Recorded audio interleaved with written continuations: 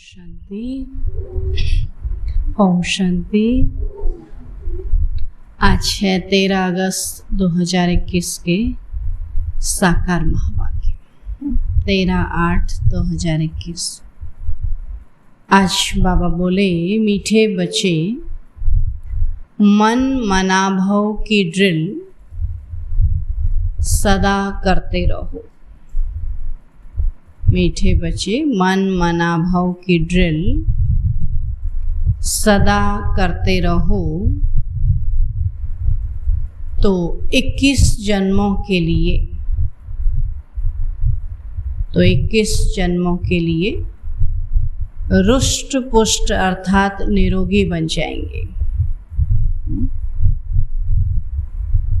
मन मनाभव की ड्रिल सदा करते रहो तो 21 जन्मों के लिए रुष्ट पुष्ट निरोगी बन जाएंगे। प्रश्न है, सतगुरु की कौन सी श्रीमत, सतगुरु की कौन सी श्रीमत पालन करने में ही गुप्त मेहनत है?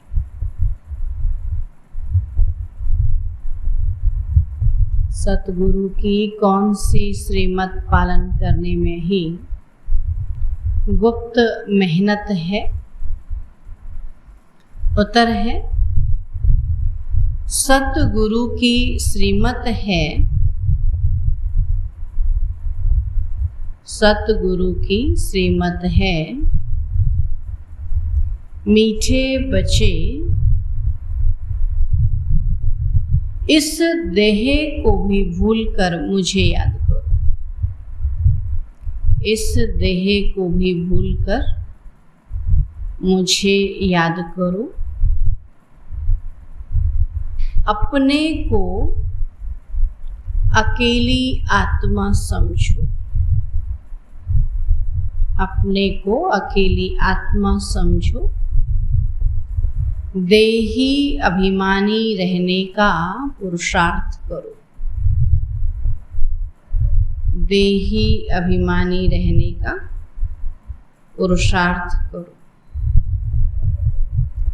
सबको यही पैगाम दो। सबको यही पैगाम दो कि अशरीरी बनो, कि अशरीरी बनो। देह सहित देह के सब धर्मों को भूलो। देह सहित देह के सब धर्मों को भूलो तो तुम पावन बन जाएंगे। तो तुम पावन बन जाएंगे। इस श्रीमत को पालन करने में, इस श्रीमत को पालन करने में बच्चों को गुप्त मेहनत करनी पड़ती है। इस श्रीमत को पालन करने में बच्चों को गुप्त मेहनत करनी पड़ती है। तकदीरवान बच्चे ही, तकदीरवान बच्चे ही यह गुप्त मेहनत कर सकते हैं। यह गुप्त मेहनत कर सकते हैं। ओम शांति। बच्चे बैठे हैं अपने भाई और बहनों को ड्रिल सिखलाने। यह कौन सी ड्रिल है? बाबा कहते हैं इसमें बच्चों को कुछ कहना नहीं होता है। बुद्धि की ड्रिल है ना, बुद्धि से चढ़ना है, उतरना है, बाबा से बात करनी है। अब वह जो जिस्मानी ड्रिल आदि करते हैं उसमें तो कहना पड़ता है। अब यह तो सुप्रीम टीचर है जो गीता का भगवान भी है और जो बच्चों को बैठ योग की ड्रिल भी सिखलाते हैं। और यह ड्रिल भी गुप्त है। ड्रिल सिखाई इसलिए जाती है कि स्टूडेंट रुष्ट पुष्ट हो, अर्थात हेल्दी हो। तो तुम बच्चे जानते हो कि इस मन मनाभाव की ड्रिल से 21 जन्मों के लिए बहुत रुष्ट पुष्ट रहेंगे, है ना। 1-2 जन्म नहीं, 21 जन्म कभी बीमार नहीं होंगे। तो यह कितनी अच्छी रूहानी ड्रिल है। तो बाबा समझाते हैं मन मनाभाव, इसमें कहने की भी दरकार नहीं, है ना। मन मनाभाव तो रहना होता है, कहना थोड़ी होता है। सिर्फ समझाया जाता है कि अपने को आत्मा समझो, देही अभिमानी भव। तो भव का अर्थ ही है कि तुम बाप को याद करो तो एवर हेल्दी बन जाएंगे। तो कल्प पहले भी हम इस रूहानी ड्रिल से एवर हेल्दी बने थे। आप कहते 5000 वर्ष पहले भी एवर हेल्दी बने थे। रूहानी ड्रिल रूहानी बाप परम पिता परमात्मा शिव ही सिखलाते हैं। अब भगवान तो उनको ही कहा जाता है जिनकी पूजा भी होती है। बाप कहते देखो सारी दुनिया में एक निराकार शिव की पूजा होती, चारों धामों में जाए उन्हीं की पूजा होती है। तो शिवाय नमः भी कहते हैं ना, ब्रह्मा देवता नमः, शिव परमात्माय नमः कहेंगे। और यह ड्रिल कोई जिस्मानी मनुष्य नहीं सिखलाते हैं। ऐसे नहीं कि तुमको यह ड्रिल बाबा ने सिखाई है, नहीं। बल ब्रह्मा कुमारियां कहलाते हो, परंतु चिट्ठी पर भी लिखते हो कि शिव बाबा केयर ऑफ ब्रह्मा बाबा। अब वह तो गुप्त हो गया, लेकिन मनुष्यों को कैसे पता पड़े? अब ब्रह्मा तो प्रजापिता है, तो सारी दुनिया उनके बच्चे हैं, प्रजापिता है ना। तो ड्रिल सिखलाने वाला तो निराकार बाप है और वह गुप्त है। और गुप्त होने के कारण मनुष्यों को समझने में भी डिफिकल्टी होती है। दिखाई देता तो सभी मान लेते हैं, और जो दिखाई देता फिर वो भगवान किस बात का। बाबा कहते जैसे आत्मा दिखाई नहीं देती लेकिन फिर भी सब आत्माओं को मानते हैं, बुलाते हैं, है ना। तो परमात्मा भी दिखाई नहीं देता है लेकिन उसकी शक्ति दिखाई देती है, उसका कार्य दिखाई देता है ना। और दिखाई नहीं देता इसलिए मनुष्य उसको समझना मुश्किल समझते हैं। तो गुप्त होने के कारण मनुष्यों को समझने में भी डिफिकल्टी होती है। अब ब्रह्मा को तो भगवान नहीं कहा जाता, यहाँ नाम ही दिखाते हैं ब्रह्मा कुमार ब्रह्मा कुमारियां, अर्थात ब्रह्मा की संतान। तो जब कोई आता है तो उनको समझाना है कि यह नई दुनिया रचने वाला ब्रह्मा नहीं है लेकिन निराकार बाप है। तो जो ब्रह्मा द्वारा रचना रचते हैं तो पारलौकिक परम पिता परमात्मा ब्रह्मा द्वारा रचते हैं, गोया सुप्रीम सोल की रचना हुई। रचने वाला शिव बाबा लेकिन माध्यम ब्रह्मा बाबा। तो रचता तो कौन हो गया फिर? सुप्रीम सोल, बाबा कहते परमात्मा। तो तुम पत्र के ऊपर लिखते हो शिव बाबा केयर ऑफ ब्रह्मा, तो यह भी याद करने की युक्ति है।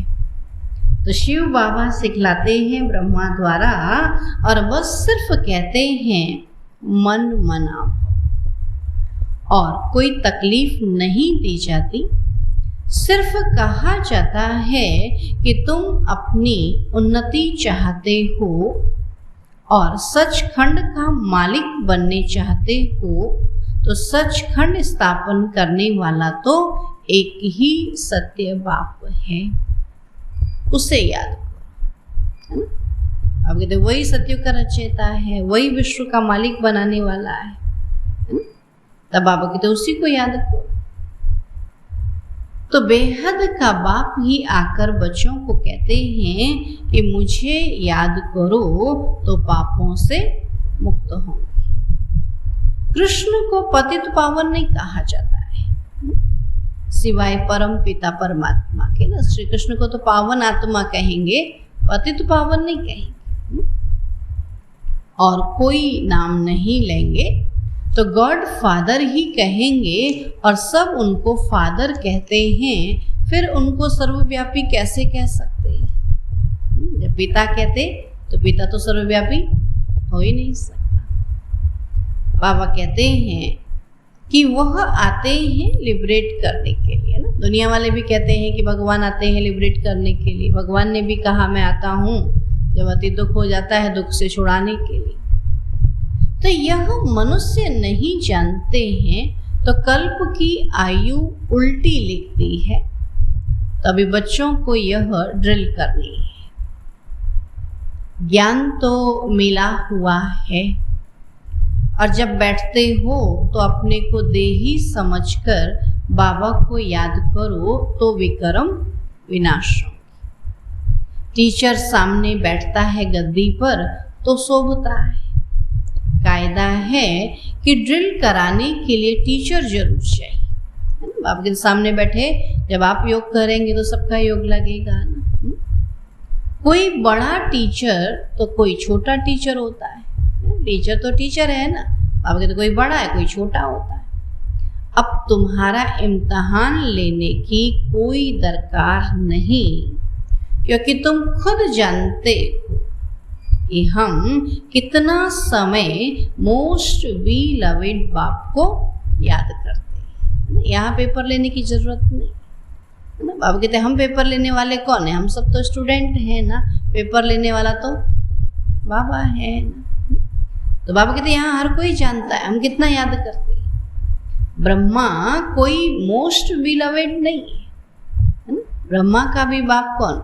शिव बाबा है ना। वो प्यारे थे प्यारा है। तो बीलवेड मोस्ट वह है जो सदा पावन है। तो तुम बच्चे जानते हो कि सबसे प्यारा कौन है? मनुष्य परमात्मा को ही याद करते हैं कि हे दुख हरता सुख करता, तो उसको लिबरेटर भी कहते हैं, अर्थात दुखों से मुक्त करने वाला। बाबा कहते हैं दुखों से मुक्त करने वाला एक बाबा ही है। तो बच्चों को अपना पुरुषार्थ करना है। ड्रामा प्लान अनुसार यह दुनिया पावन होनी जरूर है, और पावन दुनिया बनने के लिए आग लगनी है। कल भी बाबा ने कहा ना अर्थक्वेक से विनाश होगा। आज बाबा कहते विनाश होना है तो आग लगनी है। और यह भी जानते हो आग कैसे लगेगी, विनाश होने बिगर दुनिया पावन बन नहीं सकेगी। तो यह है रुद्र ज्ञान यज्ञ। तो रुद्र और शिव कोई फर्क नहीं है। रुद्र भी वही है तो शिव भी वही, परंतु नाम शिव नाम है मुख्य, बाकी तो अपनी अपनी भाषा में अनेक नाम रख दिए हैं। असुल नाम है शिव। तो शिव जयंती भी मनाते हैं, तो भारत में ही शिव जयंती मशहूर है। तो बेहद के बाप की शिव जयंती है तो आते भी जरूर होंगे। तो शिव बाबा का नाम बाला है और ब्रह्मा द्वारा स्वर्ग की स्थापना कराने वाला है। तो उस ऊंच ते ऊंच बाप को याद करना पड़े। तो ब्रह्मा ऊंच ते ऊंच नहीं है, ऊंच ते ऊंच शिव बाबा है। तो वास्तव में ब्रह्मा ऊंच से ऊंच बनाते हैं शिव बाबा, बनते हैं ब्रह्मा बाबा, फिर नीचे भी उतरते हैं। तो तुम बीके भी नीचे थे और अब ऊंच बन रहे। अब कहते ऊंच ब्राह्मण बनेंगे तभी तो ऊंच देवता बनेंगे ना। एकदम ऊंच बाप के घर चले जाएंगे तो तुम इस समय त्रिकालदर्शी बन रहे हो। तुम खुद जानते हो कि हम ही स्वदर्शन चक्रधारी हैं। हम ब्रह्मांड और सृष्टि के आदि मध्य अंत को जानने वाले हैं। तो ब्रह्मांड अर्थात ऊंच, जहाँ सभी आत्माएं निवास करती हैं। तो दुनिया में कोई और नहीं जो समझाए कि मूल वतन में आत्माएं रहती है। तो विश्व और ब्रह्मांड अलग अलग है। तो आत्माएं रहती है निर्वाण धाम में, जिसको शांति धाम कहा जाता है, और वह सबको प्यारा लगता है। उसका असली नाम निर्वाण धाम व शांति धाम है। आत्मा का स्वरूप है शांत। एक शांति धाम, फिर है मूवी धाम, और यह है टॉकी धाम। तो मूवी धाम में जास्ती रहने का नहीं, सूक्ष्म वतन में ज़्यादा समय, बाबा के देसी समय बना है ना, और वहाँ कोई बैठने की आवश्यकता नहीं। तो बाबा कहते और कोई स्थान नहीं है। शांति धाम में बहुतों को रहना होता है ना। सूक्ष्म वतन में ज़्यादा को नहीं रहना है, लेकिन परम धाम घर में, शांति धाम में सबको रहना है। आत्मा जब बाप को और घर को याद करती है तो ऊपर में याद करती है। बीच के धाम को तो तुम्हारे सिवाय और कोई नहीं जानते है ना। सूक्ष्म वतन को आगे तुम्हारे सिवाय और कोई नहीं जानते।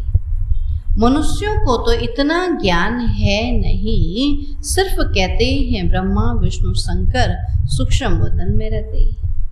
बाकी उन्हों के ऑक्यूपेशन का पता नहीं है। 84 जन्म लेते हैं। ब्रह्मा सो विष्णु, विष्णु सो ब्रह्मा है। तो यह है लीप युग। यह थोड़े समय का है, जैसे पुरुषोत्तम मास कहा जाता है। तो यह तुम्हारा हीरे जैसा उत्तम बनने का ऊंच जन्म है। शूद्र से ब्राह्मण बनना सबसे उत्तम है। और ब्राह्मण बनते हो तो दादे का वर्षा लेने के हकदार बनते हो। जब ब्राह्मण बनेंगे तभी शिव बाबा से वर्षा मिलेगा। तो बाप बच्चों को कहते हैं, बच्चे मन मना भव।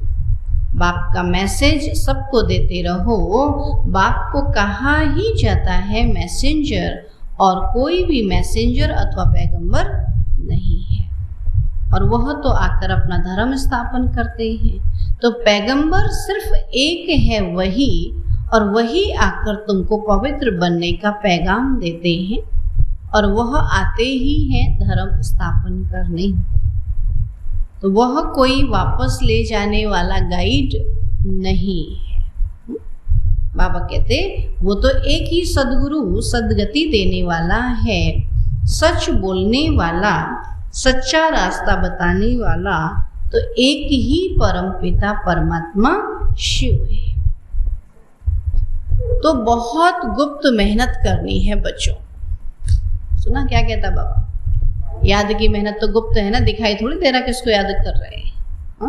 तो बहुत मेहनत करनी है। अभी तुम जानते हो कि हमको यह देह भूल कर एक बाप को याद करना है, और ये शरीर छूटा तो सारी दुनिया छूट जाती है ना। अभी बाबा ने हमको दिया है तो कुछ श्रेष्ठ कार्य करने के लिए। इतनी अच्छी दुनिया दी हुई है, इतना सब कुछ हमको दिया है, तो उससे कुछ पुण्य बाबा कहते कमा करके जाएं ना।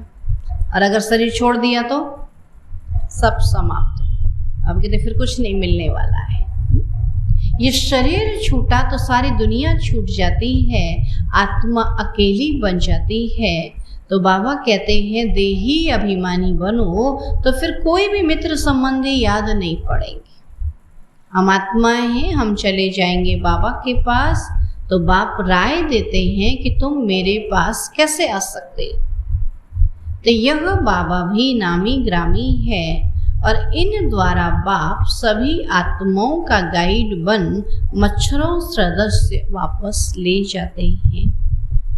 तो यह यथार्थ ज्ञान सिर्फ तुम बच्चों की बुद्धि में है। तुमको पांडव सेना भी कहते हैं। पांडव पति स्वयं साक्षात परम पिता परमात्मा है। जो तुम बच्चों को ड्रिल सिखला रहे हैं तो हूबहू कल्प पहले मुआफिक।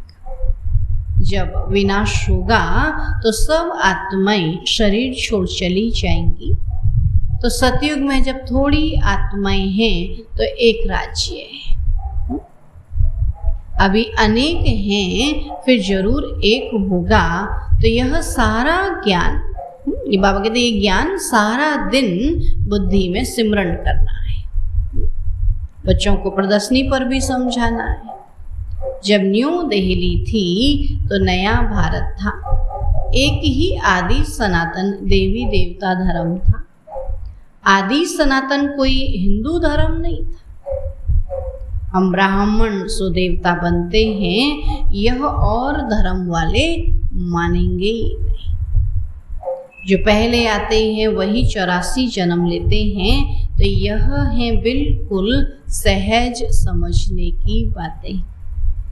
अभी तुम बच्चों की बुद्धि में है कि अभी नाटक पूरा होता है। सभी एक्टर्स आ गए हैं, 84 जन्म पूरे किए, अभी अंतिम जन्म चल रहा है ना सबका।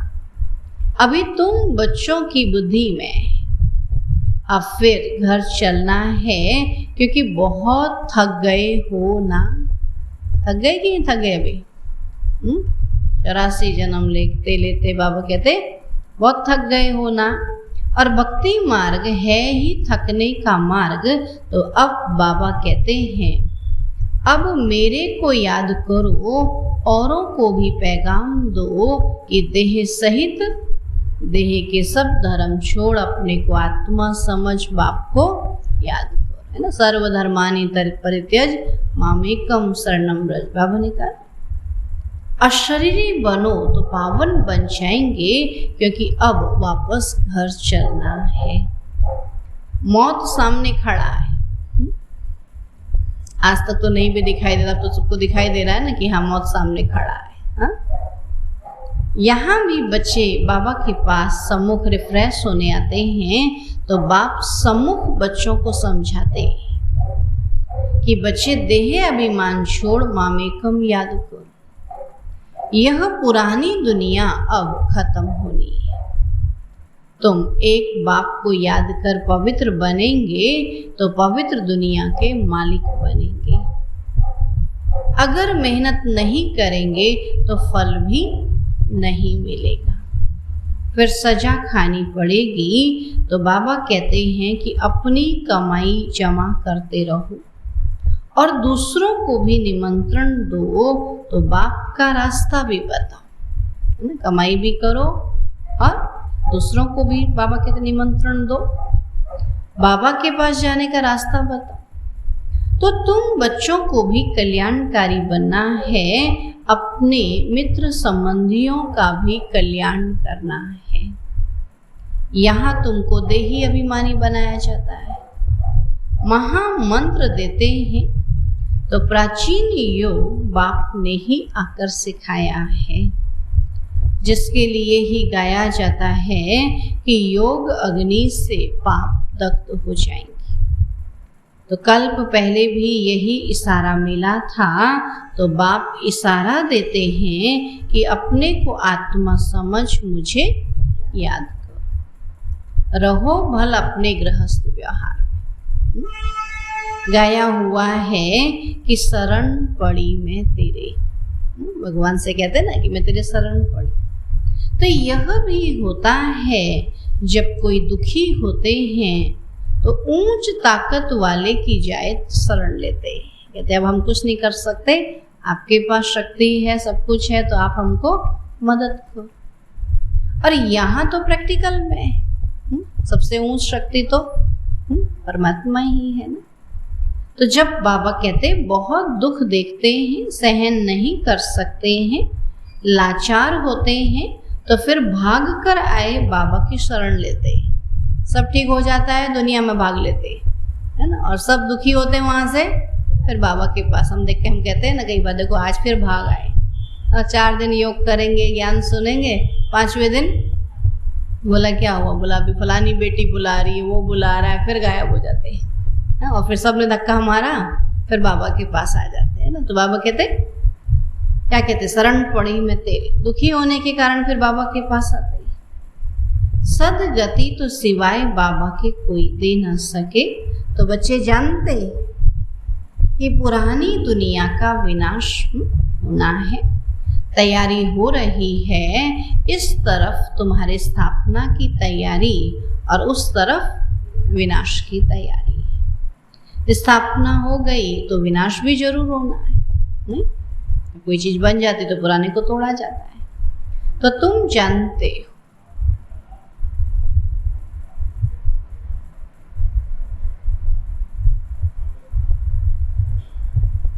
बच्चों ने ही देखना है ना विनाश, औरों ने थोड़ी देखना है। औरों को तो विनाश होना है, बाबा कहते बच्चों को साक्षी होकर देखना है। तो इतनी शक्ति चाहिए ना, जाना तो हमने भी है शरीर छोड़ करके। ऐसे विनाश के समय बाबा कहते शरीर नहीं छोड़ना है, प्यार से छोड़ना है, बाबा की याद में छोड़ना है, विनाश के समय नहीं छोड़ना। तो तुम जानते हो कि बाबा आया है स्थापना कराने, इन द्वारा वर्षा भी जरूर मिलेगा। बाकी प्रेरणा से थोड़ी काम चलता है। टीचर को कहेंगे क्या कि हम आपकी प्रेरणा से पढ़ लेंगे। टीचर से तो कहेंगे सामने आके पढ़ा। प्रेरणा से अगर सब कुछ होता तो शिव जयंती क्यों मनाई जाती? अगर भगवान ऊपर से करता तो उनका जन्मदिन क्यों मनाते? प्रेरणा से करने वाले की तो शिव जयंती मनाने की दरकार नहीं है। जयंती तो सभी आत्माओं की होती है। आत्माएं जब जीव में आती है, बाबा कहते सभी आत्माएं जीव में आती हैं। जीव कहा शरीर को। तो आत्मा और शरीर जब मिलते हैं तो पाठ बजाते हैं। आत्मा का तो स्वधर्म है शांत, उसमें ही नॉलेज धारण होती है। तो आत्मा ही अच्छा बुरा संस्कार ले जाती है।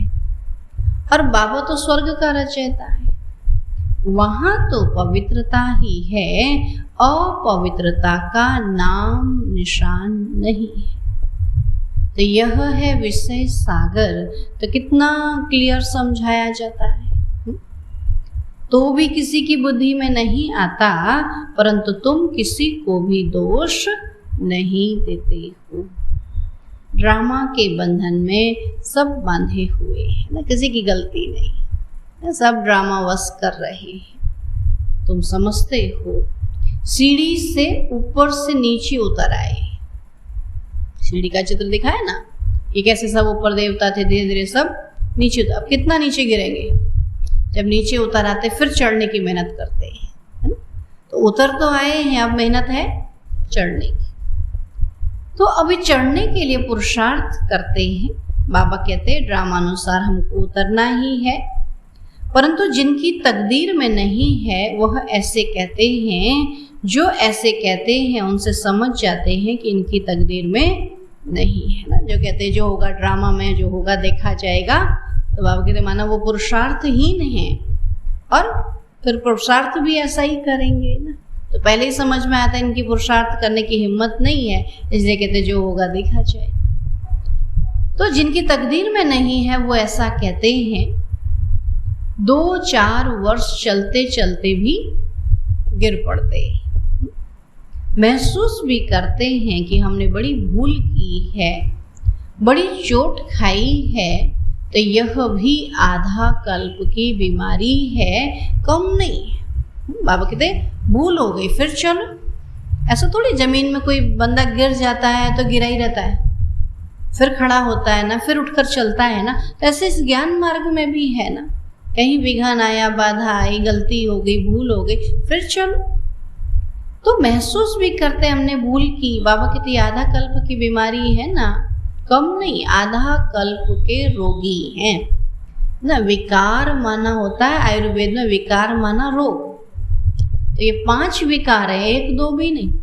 दुनिया में तो किसी को एक रोग होता है, किसी को शुगर हो गया, किसी को हाई बीपी हो गया, किसी को कैंसर, एक रोग होता है। लेकिन यहाँ दुनिया में 5 रोग हैं।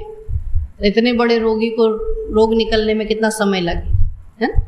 तो आधा कल्प के रोगी हैं और भोगी बनने से रोगी बन जाते हैं। फिर क्या कहते हैं, हम ये खाना नहीं छोड़ सकते, हम ये चीज़ नहीं छोड़ सकते, चलो रोटी सब्जी छोड़ने के लिए कौन कह रहा है?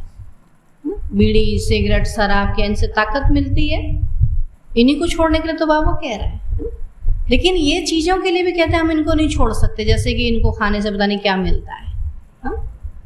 अब बाबा कहते हैं कि भोगी बनने से रोगी बन जाते हैं, तो बाबा आकर पुरुषार्थ करवाते हैं। कृष्ण को योगेश्वर कहते हैं, तो इस समय तुम सच्चे सच्चे योगी हो। योगेश्वर तुमको योग सिखलाते हैं, तुम ज्ञान ज्ञानेश्वर भी हो, फिर बनेंगे राज राजेश्वर। ज्ञान से तुम धनवान बनते हो और योग से निरोगी एवर हेल्दी बनते हो। आधा कल्प के लिए तुम्हारे सब दुख दूर हो जाते हैं, तो इसके लिए कितना पुरुषार्थ करना चाहिए? सुना, निरोगी बनने के लिए कितना पुरुषार्थ करना चाहिए? अच्छा, मीठे मीठे सिकील थे बच्चों प्रति माता पिता बाप दादा का याद प्यार और गुड मॉर्निंग। रूहानी बाप की रूहानी बच्चों को नमस्ते। हम रूहानी बच्चों की रूहानी बाप दादा को नमस्ते नमस्ते नमस्ते। धारणा के लिए मुख्य सार है, पावन बनने के लिए अशरीरी बनने का अभ्यास करना है। पावन बनने के लिए अशरीरी बनने का अभ्यास करना है। सबको पैगाम देना है कि एक बाप को याद करो। सबको पैगाम देना है कि एक बाप को याद करो, देह सहित सब कुछ भूल जाओ। देह सहित सब कुछ भूल जाओ। दूसरा पॉइंट है, योगेश्वर बाप से योग सीखकर, योगेश्वर बाप से योग सीखकर सच्चा सच्चा योगी बनना है। सच्चा सच्चा योगी बनना है। ज्ञान से धनवान और योग से निरोगी एवर हेल्दी बनना है। ज्ञान से धनवान और योग से निरोगी एवर हेल्दी बनना है। आज का वरदान है, कल्याण की वृत्ति और शुभ चिंतक भाव द्वारा। कल्याण की वृत्ति और शुभ चिंतक भाव द्वारा विश्व कल्याण के निमित्त बनने वाले तीव्र पुरुषार्थी भव। विश्व कल्याण के निमित्त बनने वाले तीव्र पुरुषार्थी भव। बाबा कहते तीव्र पुरुषार्थी वह हैं जो सभी के प्रति कल्याण की वृत्ति और शुभ चिंतक भाव रखे। बल कोई बार बार गिराने की कोशिश करे, मन को डगमग करे, विघ्न रूप बने, फिर भी आपका उसके प्रति सदा शुभ चिंतक का अडोल भाव रहो। बात के कारण भाव न बदले। हर परिस्थिति में वृत्ति और भाव यथार्थ हो तो आपके ऊपर उसका प्रभाव नहीं पड़ेगा। फिर कोई भी व्यर्थ बातें देखने में ही नहीं आएंगी, टाइम बच जाएगा। अब कहते कि क्या करोगे, किसी भी बात का आपके ऊपर कोई प्रभाव नहीं पड़ेगा, चल अडोल रहेंगे तो कभी भी व्यर्थ बातें देखने में ही नहीं आएंगी, टाइम बच जाएगा।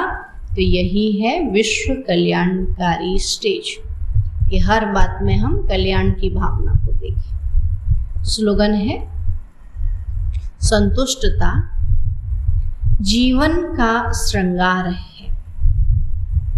संतुष्टता जीवन का श्रृंगार है। इसलिए संतुष्ट मणि बन, संतुष्ट रहो और सर्व को संतुष्ट करो। संतुष्टता जीवन का श्रृंगार है, इसलिए संतुष्ट मणि बन, संतुष्ट रहो और सर्व को संतुष्ट करो। तो आज दादी की विशेषता है पिता व्रता और पति व्रता, एक व्रता। किसी भी देहधारी में आंख न जाए, दादी जी ऐसी पिता व्रता और पति व्रता और एक व्रता बनकर रही। जो बाबा ने कहा वही किया। सेवा में बाबा की राइट हैंड बन गई। दिल में सदा बाबा को बसाया, कहीं आंख नहीं डूबी। कोई कितना भी स्नेही सहयोगी हो, किसी भी देहधारी ने प्रभावित नहीं किया, किसी के प्रभाव में कभी नहीं आई। कोई सहयोग दे और अपना अधिकार रखे, दादी को यह बिल्कुल पसंद नहीं था, है ना। सहयोग दे और पता भी नहीं चले कि सहयोग दिया है ना।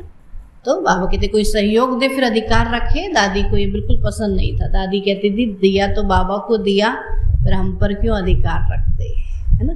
इसलिए सदा दादी बाबा की आज्ञाकारी रही, पिता व्रता, पति व्रता, एक व्रता रही। ठीक है। ओम शांति।